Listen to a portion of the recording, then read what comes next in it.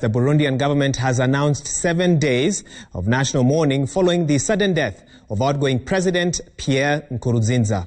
According to a statement posted on Twitter by the Burundi government, Nkurunziza is said to have suffered a cardiac arrest. Several heads of state, including President Uhuru Kenyatta, sent their messages of condolence to his family and the people of Burundi. According to the Burundi constitution, the President of the National Assembly, Pascal Nyabenda, is now supposed to take over. The country's flags will fly at half-mast during this period. 55-year-old Nkurunziza was actively seen last month casting his vote for his party's candidate, retired General Evariste Ndayishimiye. A government statement says Nkurunziza watched a game of volleyball on Saturday but fell ill that night and was taken to a hospital in Kuruzi in central Burundi.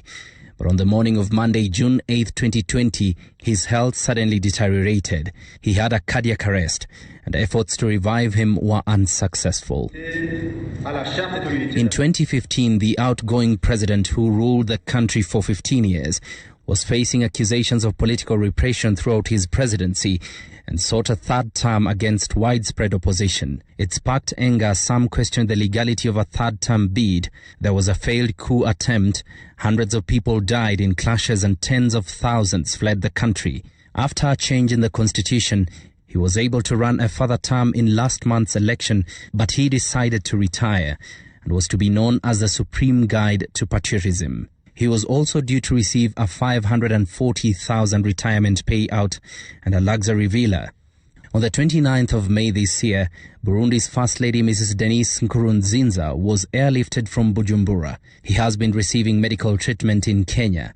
She was rumored to have tested positive for coronavirus, a disease Nkurunziza had appeared to downplay, holding an election in the midst of the outbreak and even expelling World Health Organization representatives from the country.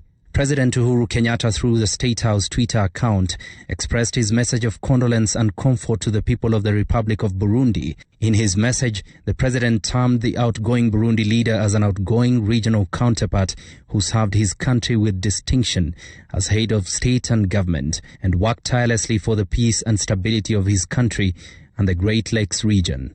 Nkurunziza was due to stand down in August when retired General Evariste Ndayishimiye, who successfully stood for the ruling party in the last month's election, was due to take over. In the meantime, the government has announced the 7-day of mourning, and the country's flag will fly half-mast during this period. Brian Mutai, Citizen TV.